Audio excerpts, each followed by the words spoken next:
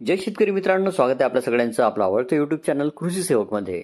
मित्रांनो, उत्पन्नावर आधारित सुधारित पीक विमा योजना जाहीर झालेली आहे। भारतीय कृषी विमा कंपनीकडे जिल्ह्यातील काम आहे।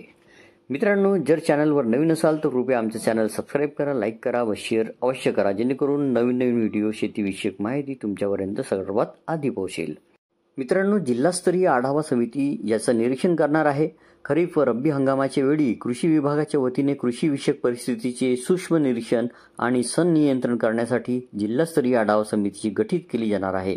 या समितीचे अध्यक्ष जिल्हाधिकारी राहणार असून जिल्हा मध्यवर्ती सहकारी बँकेचे सरव्यवस्थापक, अग्रणी बँकेचे व्यवस्थापक, जिल्हा परिषदेचे कृषी विकास अधिकारी, विमा कंपनीचे प्रतिनिधी सदस्य असतील, तर जिल्हा अधीक्षक कृषी अधिकारी हे सदस्य सचिव असतील।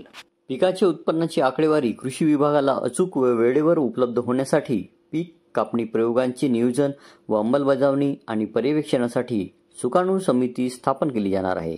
यात निवासी उपजिल्हाधिकारी हे या समितीचे अध्यक्ष असतील, तर जिल्हा अधीक्षक कृषी अधिकारी कार्यालयाचे तंत्र अधिकारी हे सदस्य सचिव असतील। तसेच तालुका स्तरावर देखील समिती राहणार असून त्या समितीचे अध्यक्ष तहसीलदार व सदस्य सचिव तालुका कृषी अधिकारी असतील। राज्याच्या कृषी पशुसंवर्धन मंत्रालयाने उत्पन्नावर आधारित सुधारित पीक विमा योजना जाहीर केली आहे। ही सुधारित प्रधानमंत्री पीक विमा योजना खरीप हंगाम 2025 व रब्बी हंगाम 2025-26 साठी लागू राहणार आहे। मागील योजनेत शेतकऱ्यांना 1 रुपयात पीक विमा योजनेचा लाभ दिला जायचा। नव्या योजनेत उत्पन्नावर आधारित योजना राहणार आहे।